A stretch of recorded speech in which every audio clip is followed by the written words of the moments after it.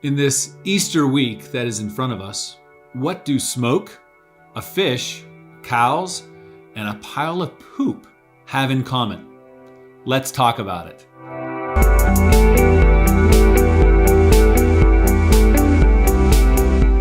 This week that we find ourselves in is definitely my favorite week of the year. And I don't just say that because I'm a pastor. It would be even if I were not one. In the church all over the world, this week is called Holy Week. It's the week leading up and including Easter. Holy Week. There's that word. It's the word that ties those other words I mentioned in the opening thought together. Holy cow, holy mackerel, holy smoke, and holy crap. Have you ever said one of those phrases at some time when you were surprised about something? Yeah, I have too. For whatever reason, those phrases have been handed down over the last several generations. But who put the word holy with these other words? And why do we say them the way that we do and when we do? And maybe if we think about it, how should we use the word holy? That's what I want us to focus upon this week, since it is Holy Week, and since we are still talking about getting God outside of the box. The words holy and holiness are words that are highly important in our faith walk and important as we get to know God on a deeper level. I also think they are words and understandings of God that in today's church, we might have lost a little. And so it might be good to talk about them a bit to maybe get God's holiness outside of our boxes to see how it might stir us into a deeper love of God and a better walk alongside of Him. So what comes to mind when you think of the word holy or holiness? I would love to share a couple stories when a few of the Bible giants encountered God and saw Him as holy. Notice how they act. Notice what it is about God that they consider holy. First, out of the book of Exodus, chapter 3. One day, Moses was tending the flock of his father-in-law, Jethro, the priest of Midian. He led the flock far into the wilderness and came to Sinai, the mountain of God. There, the angel of the Lord appeared to him in a blazing fire from the middle of a bush. Moses stared in amazement through the bush. Though the bush was engulfed in flames, it didn't burn up. "This is amazing," Moses said to himself. "Why isn't that bush burning up? I must go see it." When the Lord saw Moses coming to take a closer look, God called out to him from the middle of the bush, "Moses, Moses." "Here I am," Moses replied. "Do not come any closer," the Lord warned. "Take off your sandals, for you are standing on holy ground. I am the God of your father, the God of Abraham, the God of Isaac, and the God of Jacob." And when Moses heard this, he covered his face because he was afraid to look at God. A powerful, holy moment for Moses. Did you see how he responded to a holy God? Later on in the Bible, we find another moment when the prophet Isaiah encounters God. It is found in Isaiah chapter 6. "It was in the year that King Uzziah died that I saw the Lord. He was sitting on a lofty throne, and in the train of his robe filled the temple. Attending him were mighty seraphim, each having 6 wings. With 2 wings they covered their faces. With 2 they covered their feet, and with 2 they flew. They were calling out to each other, 'Holy, holy, holy is the Lord of heaven's armies. The whole earth is filled with his glory.' Their voices shook the temple to its foundations, and the entire building was filled with smoke. Then I said, 'It's all over. I am doomed, for I am a sinful man. I have filthy lips, and I live among a people with filthy lips. Yet I have seen the King, the Lord of heaven's armies.'" Isaiah, who we look at as a Bible hero, didn't see himself in that way when he was in God's presence, did he? Because God was so much bigger and better and awesome, Isaiah fell on his face in front of him. If your life group wants another, there's another cool story where we see Simon Peter realize that Jesus isn't just some guy. He is in an entirely special category. It's in Luke chapter 5, the first 11 verses. Do you see the trend? I mean, these are a who's who list out of the Bible. Moses, Isaiah, and Peter, if you read that extra story.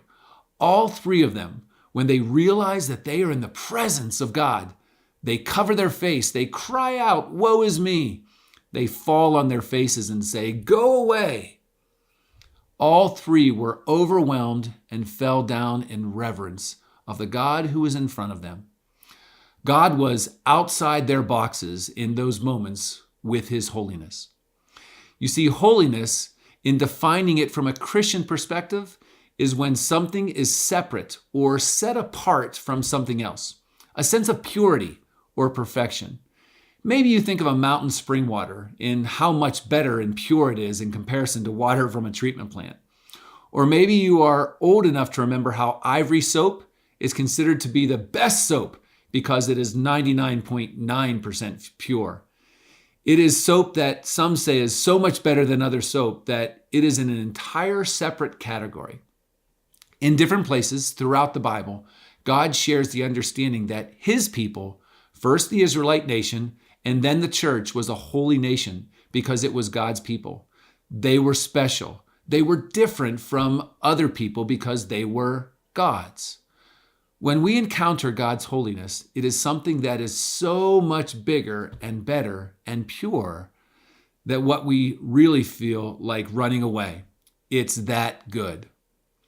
As you continue to think about those stories when those guys encountered God, and as you consider this Holy Week in which we find ourselves, pause here and talk through the first 4 questions and then push play.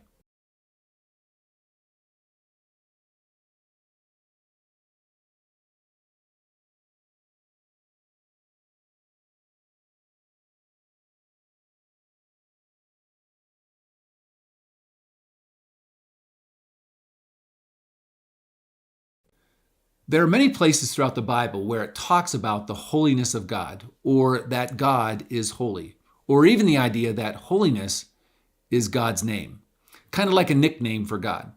For those who really encounter God, those who get to really know God, those who get God out of their boxes, they are knocked off their feet in awe and reverence because God is so awesome, so amazing, so special.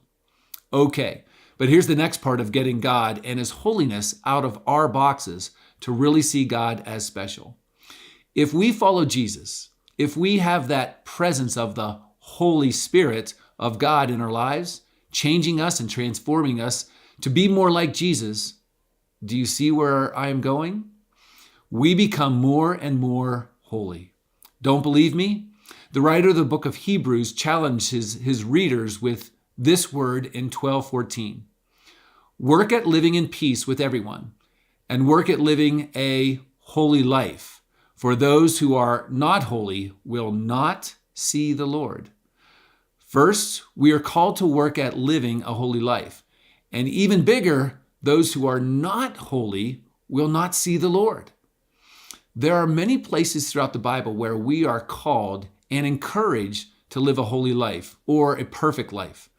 Simon Peter writes in 1 Peter 1:15-16, "But now you must be holy in everything you do, just as God who chose you is holy. For the scriptures say, 'You must be holy because I am holy.'" What does it mean for us to be holy? Does that mean that others will react to us in the same way that Moses, Isaiah, and Peter did to God? Well, yes, maybe to some degree. If part of God being holy is the awesome love that he shares, then if we learn to love more and more the way Jesus loved us, completely, sacrificial, how will others respond when we love them in that way? If we have the amazing, not of this world peace that can only come through Christ in our lives, how will others respond when they see us being filled with peace in a highly stressful moment? If people see the Holy Spirit of God keeping us from falling into a high temptation moment, how will they respond?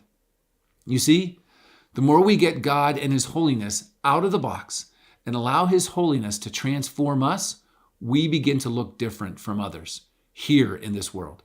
We begin more and more to look like Jesus. And just how did people react when they encountered Jesus? With awe, with amazement. Be holy, as I am holy, God says to us. In this holy week, may we see God's holiness and respond to it with awe and life transformation. Answer the last questions, and I will see you at one of those Easter celebrations over this next week.